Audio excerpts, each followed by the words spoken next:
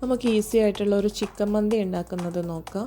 അതിന് വേണ്ടിയിട്ടൊരു ബിരിയാണി പോട്ട് വെച്ചിട്ടുണ്ട്. അതിലേക്ക് 2-3 ടേബിൾ സ്പൂൺ സൺഫ്ലവർ ഓയിൽ ഒഴിച്ചു കൊടുക്കാം.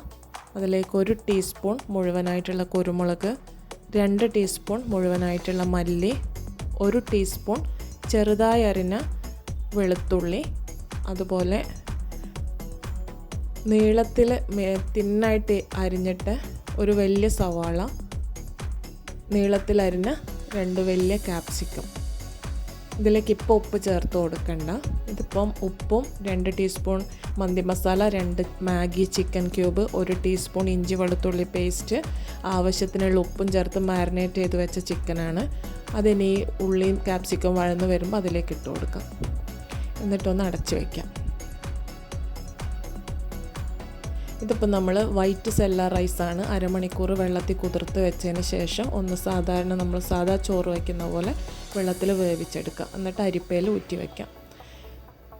ചോറ് വേവിക്കുന്ന സമയത്ത് നമുക്കതിൽ കുറച്ച് മന്തി മസാല ആ വെള്ളത്തിലിട്ട് കൊടുക്കാം. കുറച്ച് സൺഫ്ലവർ ഓയിലും ആവശ്യത്തിനുള്ള ഉപ്പും ചേർത്ത് വേവിച്ചെടുത്ത റൈസാണത്. ഇതിപ്പോൾ നമ്മൾ ചിക്കൻ നന്നായി വെന്തതിന് ശേഷം മസാലയുടെ ഉപ്പ് നോക്കുക. അതുപോലെ ചിക്കൻ ഇങ്ങോട്ട് കോരിയെടുക്കുക. ആ മസാലയിലേക്ക് കുറച്ചുകൂടി ഒരു 2 ടീസ്പൂൺ കൂടി മന്തി മസാല ചേർത്ത് കൊടുക്കാം.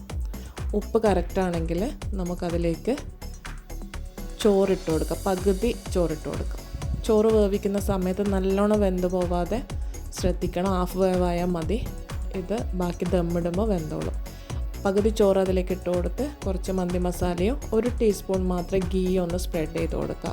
ചോറ് ഡ്രൈ ആയി പോകാതിരിക്കാൻ വേണ്ടി മാത്രമാണ്. ബാക്കി ചോറ് കൂടി അതേപോലെ അതിലേക്ക് ഇട്ട് കൊടുക്കുക. ഇതേപോലെ തന്നെ കുറച്ച് മന്തി മസാല സ്പ്രെഡ് ചെയ്യാം. അതുപോലെ കുറച്ച് ഗീ ഒഴിച്ചു കൊടുക്കാം.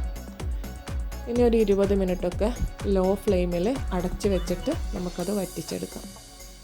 മസാല വറ്റുന്നത് വരെ വെച്ചാൽ മതി. ഇനി നമുക്ക് കോരി വെച്ച ചിക്കനിലേക്ക് 2-3 ടീസ്പൂൺ മന്തി മസാല ഇട്ട് കൊടുക്കാം. ഒരു കളറിന് വേണ്ടിയിട്ട് നമ്മൾ കാശ്മീരി മുളക് പൊടിയാണ് ഇട്ട് കൊടുക്കുന്നത്. അതൊരുപാട് വേണ്ട, കളറിന് വേണ്ടി മാത്രം ഇട്ടാൽ മതി. ചിക്കൻ ഉപ്പില്ല എന്നുണ്ടെങ്കിൽ ഇപ്പോൾ ഇട്ട മസാലപ്പൊടിക്ക് വേണ്ടിയിട്ട് മാത്രം കുറച്ച് ഉപ്പ് ചേർത്ത് കൊടുക്കാം.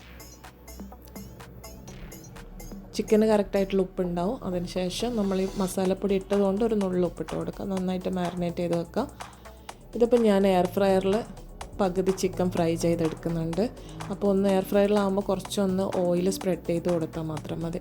അതുപോലെ പകുതി ചിക്കൻ നമുക്ക് പാനിലിട്ടിട്ടും ഫ്രൈ ചെയ്തെടുക്കാം. പാനിലിട്ടിട്ട് ഫ്രൈ ചെയ്യുമ്പോൾ ഷാലോ ഫ്രൈ ആണ് ചെയ്യുക. ഹൈ ഫ്ലെയിമിൽ വെക്കുക. പിന്നെ നന്നായി ചൂടായതിന് ശേഷം ചിക്കൻ ഇടുക. അപ്പം തന്നെ തിരിച്ചിട്ട് അപ്പം തന്നെ എടുക്കാം.